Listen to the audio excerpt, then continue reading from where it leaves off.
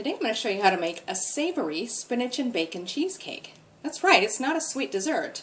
This is really tasty. You could use it for a lunch, a quick grab-and-go breakfast. You could have it for dinner, whatever you like. So you're going to need 6 large eggs, 8 ounces of feta cheese, which would be about 225 grams, 4 strips of bacon. I use the streaky bacon, which is like an American-style bacon, but you can use whatever you like. A teaspoon of salt, that'll be divided. Then we're going to need a large tub, 16 ounces. That's probably around 450 grams of ricotta cheese. This is a little bit smaller, but it'll work. And then I have 12 ounces of frozen chopped spinach, which would be around 375 grams thawed. Again, this is a little bit smaller, but that'll work fine. And then 1 medium onion. So to start with, I've got a large frying pan heating up, and I'm going to put the bacon in now, and I'm going to cook it low and slow, so probably about medium heat for me. That works. And just cook it till it's browned and crispy to your liking. So it may take 10 to 15 minutes. Now while that's cooking, we'll just chop the onion. Okay, I've preheated the oven to 375 Fahrenheit, that'd be about 180 Celsius, and I've started with 5 eggs in this large mixing bowl. I'm going to reserve that last egg. Now to this I'm going to add half a teaspoon of the salt, and then all of the ricotta.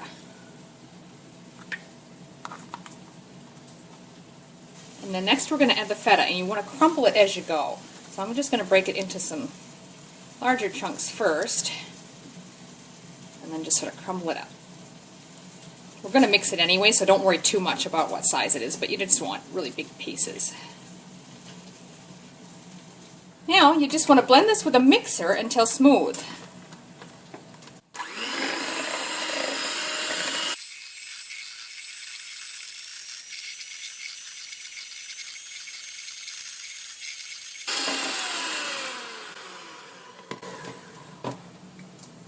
I reckon that's about as smooth as it's going to get. There are still little lumps of the feta in there, but that's okay. You just want it to be nice and creamy like that. So these are looking nice and crispy. I'm just going to remove those to some paper towel. So to the bacon grease in that pan, now we want to add your chopped onions. So you're just going to want to cook those until they're nicely browned and softened. So these are looking really good. I'm just going to take them off the heat now. Now this is the spinach, and I've thawed it and then just squeezed it really hard to remove as much water as possible. I got at least a half a cup, so you just don't want too much excess moisture in there. Now to this spinach, I'm going to add those cooked onions. And then next is going to be the bacon. And as you can see, I've just broken it up into smaller pieces. However big you want them, that's fine. Just put that bacon in. Next, add that remaining egg that you set aside. And then we're just going to add 6 tablespoons out of this ricotta and feta mixture that we made earlier. 1. Now just mix that all until it's well combined. Alright, next you're going to need your springform pan. Now the recipe suggests an 8-inch one. I think this might be a little bit bigger, but it's still going to work alright. You want that lined with baking paper or parchment paper. So the bottom's easy, obviously. Just slap some in there before you assemble your pan. On the sides, I just cut the paper to the size I needed and put a little bit of nonstick spray around there. It actually helps the paper stick to it. So that's ready to go. We want to start by taking half of this cheese mixture, cheese and egg mixture, and pouring it straight into our pan. Now, I'm just going to try that using a ladle. For me, with the size of my pan, that was about 2 large ladles. I think that's about a cup in each one, because it's sometimes hard to estimate what's half. That looks about right to me. So the next step is you're going to take your filling mixture and just gently spoon that on top of the ricotta mixture. So just gently let it fall where it will until you've got it evenly spread out. Now I'm just going to sort of gently push it out if it's a bit lumpier in one spot than another. But you don't want to stir it up into the bottom layer. Just real gentle. Now we just pour the rest of that, the ricotta mixture filling, on top. And again, I'm just going to take and gently spread that over to cover the top.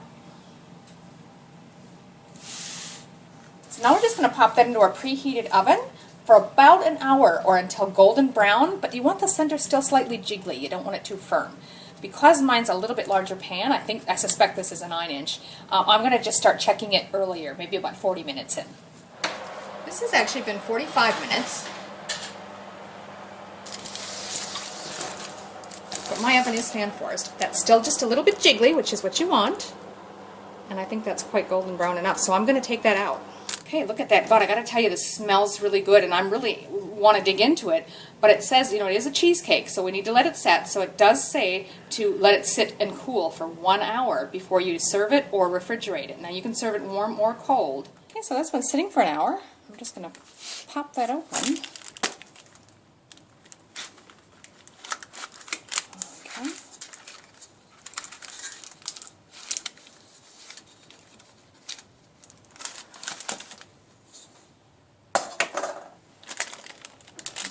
Paper off the edge.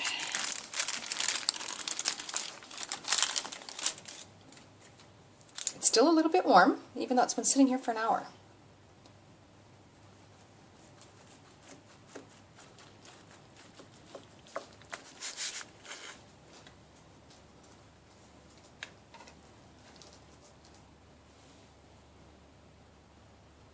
So there you have it, savory spinach and bacon cheesecake. It sounds weird, but it's so good, really. I just tried it. It is still slightly warm, but you could always heat it up more if you want, or serve it cold just to grab-and-go breakfast or something.